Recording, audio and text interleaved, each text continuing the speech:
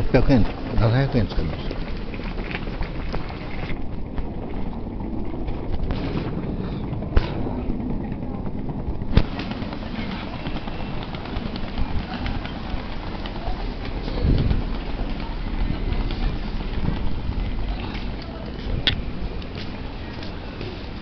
ちょっと横浜スタジアムです。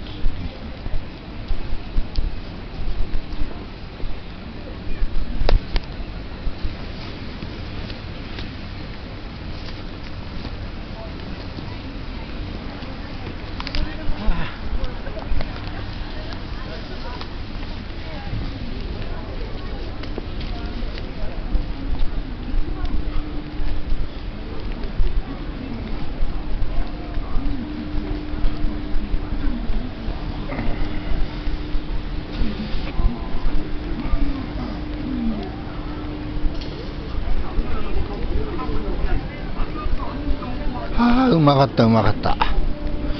本場のラーメン、中華そば。あれが中華そばなんだよ。まあ食べたことあるけど。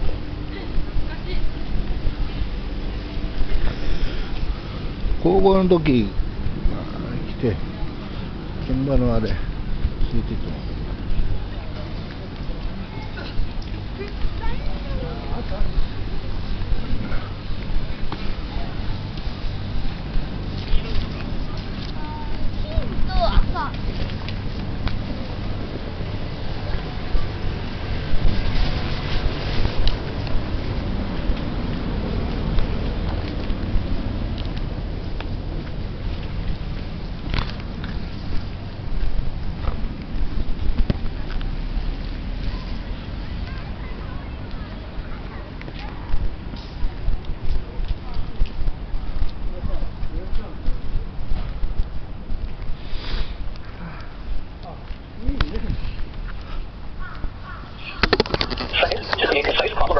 using semantic qualifiers and clinical syndromes. Next, to understand the types of frameworks to which these key features of the presentation should be applied.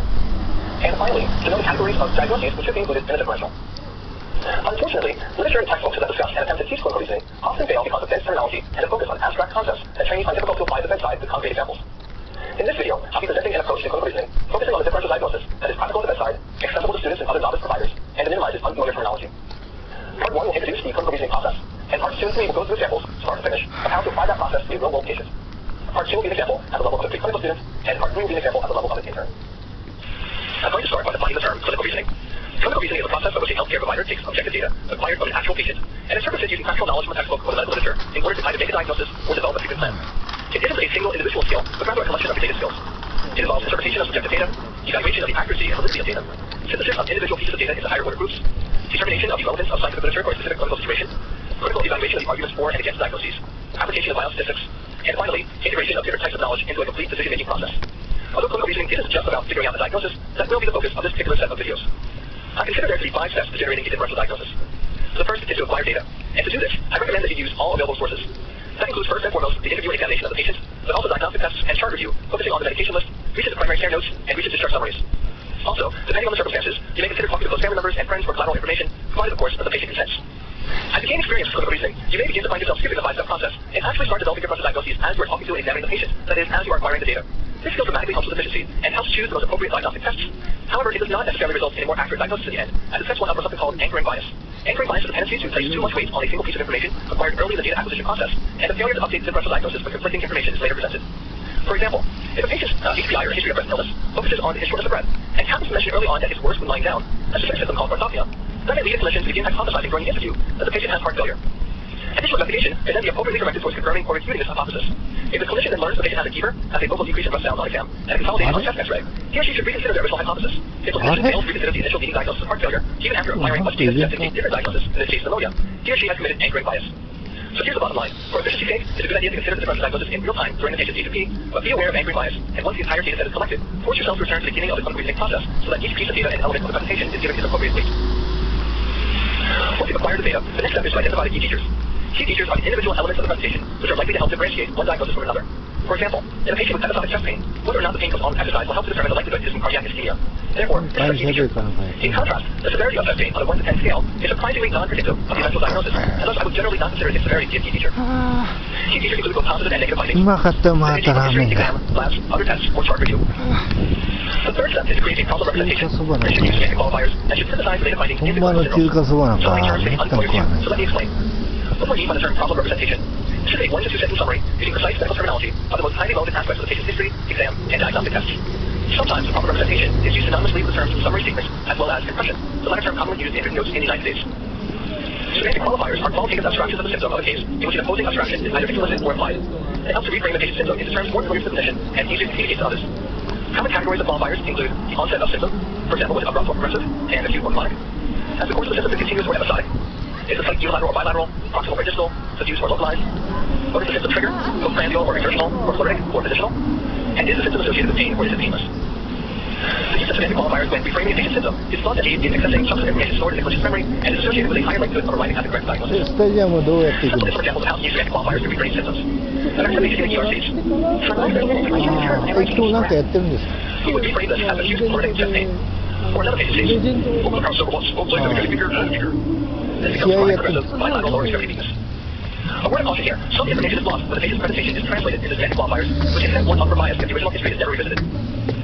今日は言ってたな王選手が出るっつってた王監督長嶋監督も出るっつってた For example, if a patient has confusion, TG groups of 9 degrees, heart rate of 120 beats per minute, blood pressure 130 over 60, respiratory rate 24, white blood cell count 16,000, creatinine 2.4, and positive blood cultures, you can synthesize that as severe sepsis. And if another patient has jaundice ascites, confusion, asterixis, a vulnerability of 25, and an INR of 2, that can be summarized as hepatic failure. Another word of caution, no one can take the clinical syndrome for the diagnosis. For example, it's great if you recognize the patient as severe sepsis. However, severe sepsis is not a final diagnosis. Your diagnostic reasoning is not end here. You must also determine what has caused the severe sepsis. Is it community pneumonia, or urinary tract infection, or appendicitis? So now, using semantic qualifiers and clinical syndromes, how do they construct the problem representation? There are at least 2 approaches to this. The one I favor is to link 4 categories of information into a single sentence using a standardized order. Age and gender first, then highly relevant pathological history, followed by the primary symptoms using semantic qualifiers, and ending with the highly relevant diagnostic data using clinical syndromes when possible. For example, a 60-year-old woman with a history of poorly controlled diabetes presents with chronic progressive exertional dyspnea, with exam and chest X-ray findings of volume overload, and with unremarkable routine labs and EKG. The other approach to the problem representation is to consider only this category. So for this patient, the problem representation becomes just chronic progressive exertional dyspnea. I personally don't like this approach as much because I think the upside of being more concise is outweighed by the downside of eliminating the additional information, but we certainly will come across the second approach from time to time. Alright, so let's get back to our 5 steps. That was a long one. Step 4 is to adopt a framework to better understand the patient's problem. This framework may be anatomic, physiologic, or some other type, and it's commonly adapted from a reference source. Frameworks typically take the form of a categorized, general differential diagnosis, where the strategy for categorization depends upon the specific problem. What are some types of frameworks? A framework for acute renal failure may first divide diagnoses up into pre-renal, intrarenal, and post-renal, meaning is the problem before blood gets to the kidney, inside the kidney, or after urine leaves the kidney. Some of these categories can be further subdivided. So pre-renal etiologies can either be from dehydration or from low cardiac output, and intrarenal etiologies can either be glomerular, tubular, or interstitial. Another example of a framework, this time for anemia, divides the etiologies into hypoproliferative and hyperproliferative. Hypoproliferative anemias can be from nutritional deficiencies, low bowel failure, kidney disease, or chronic disease and/or inflammation. Hyperproliferative anemia can be from acute blood loss or hemolysis. There is not just one acceptable framework for a specific patient problem. For example, let's consider the patient we just mentioned a minute ago. A 60-year-old woman with a history of poorly controlled diabetes who presents with chronic progressive exertional dyspnea, with exam and chest X-ray findings of volume overload, and with unremarkable routine labs and EKG. What type of framework might we choose to adopt here? In my experience, the most likely framework a clinician would choose for this problem is an anatomic one, also referred to as organ-based. So for this woman with dyspnea, that means that it could be a cardiac problem, a pulmonary problem, or a heme problem. As we just saw briefly with the kidneys, all of our organs can be further subdivided into functional components. So a problem in the heart could be in the myocardium, coronary vessels, valves, reduction system, or pericardium. A problem in the lungs can be located in the airways, alveoli, pulmonary vessels, interstitium, or pleura. And finally, hematologic issues can involve any of the individual cell line or coagulation problems. The major hematologic concern is, of course, anemia. My thoroughness of these frameworks is limited by the minimum font size ones used in the diagrams here, but if I was being more thorough, I would also list the renal system here with subcategories of the renal arteries, glomeruli, tubules, interstitium, and collecting system. So that's the anatomic framework, which is just one way of categorizing the differential diagnosis for this problem. The other completely acceptable framework that's based more on physiology might ask, what are the symptoms?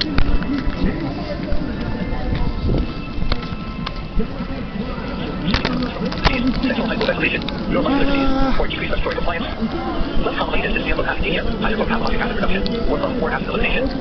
Finally, input from the cerebral cortex, anxiety and pain, can also lead to the subjective sensation of dyspnea. This framework isn't necessarily better or worse than the anatomic one, just different. It's likely that some people naturally gravitate to one and some to the other. One other type of framework that I feel is obligated and reluctant to mention is I feel obligated because many medical schools still teach and expect their students to use it. I'm reluctant because I think it's vastly inferior to other types of frameworks. But nevertheless, here it is. One such reminder that's taught is vindicate. The D stands for vascular, the I for inflammatory, and for idiopathic. D is degenerative, the second I is idiopathic, G is for genital, A for autoimmune, T for traumatic, and lastly E for endocrine. Okay. あ、違うか。Apply the key features to the framework. このレジェンドマッチでベイスターズのレジェンドマッチ Use them as their assets and make the likelihood of the diseases or pathogens in the state 間違えた framework. As a brief example, an accident あれじゃなかったね alcoholism and depression presents with chronic progressive bilateral or obstructive edema. An exam of overtake America and here concentrates 1.5 grams per deciliter. One of the several frameworks will point in this case, plenty of physiological, where there are 4 categories and 4 major methods of single out There is impaired intake of protein, gene and nutrition. Impaired utilization and synthesis of protein, gene and liver disease. Excessive diversification of protein, gene and nephrotic syndrome. And excessive GI loss of protein, syndrome known as protein-losing syndrome. The key features of the patient might include history of depression. How does depression affect the probability of taking the categories in the framework? If all symptoms of disease dependent on substance and is not associated with either the chronic syndrome or protein-losing syndrome. However, it does increase the chance of malnutrition as it may not gain properly in the stress め state. っちゃあれ And key features also include the presence of sliver angioedema and splenomegaly on exam. That will dramatically increase likelihood of liver disease. If the patient has no history of GI symptoms, particularly diarrhea, that will dramatically decrease the probability of protein-losing enteropathy. And all pathology that causes general diagnosis also means diarrhea and most of the other symptoms. And if the key features include CUA without any proteinuria, that would be definitive enough evidence to completely rule out the chronic syndrome, the differential altogether. Estimating to what degree individual key features impact which components of the framework and differential is a skill that requires both technical knowledge, familiarity with scientific literature, and experience.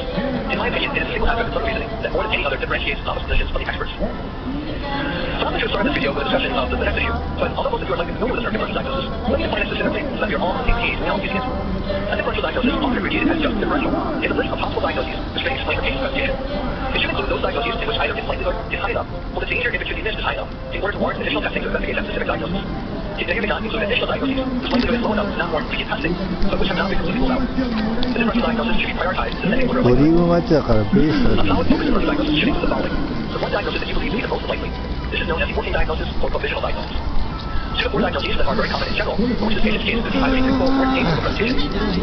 Any diagnoses which are rapidly fatal if untreated, of which this patient's case could plausibly be the result. This is often known as a don't miss diagnosis.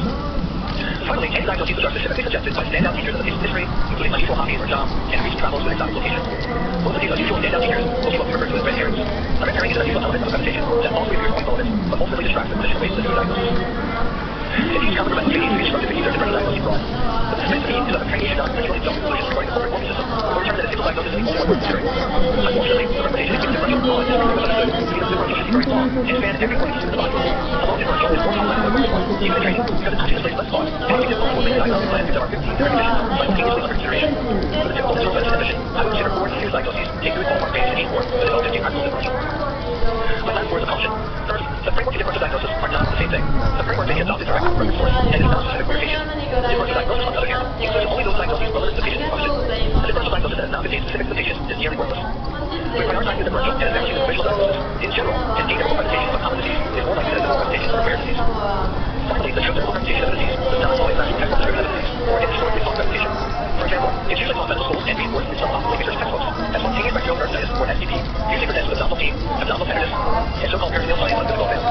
In reality, most common presentations of SBP in a patient with no liver disease is also presents valid, with a valid fever, and without any abdominal side call. As another example, it's frequently believed that patients with pericardial candida either usually or always present with hypotension. In reality, when studied, it could show that the majority of patients with candida are actually non-hypotensive representation. There are many more examples of discrepancies between how an inaccurate presentation of a disease negatively impacts diagnostic reasoning. Most patients with heart attacks don't have questions of external chest pain. Most patients with migraine headaches don't experience visual arm or headache onset. The list goes on and on. So let's implement 5 steps to a differential diagnosis. Once again, they are: first, acquire data; second, identify the key features; third, create a problem representation to expected qualifiers and clinical syndromes; fourth,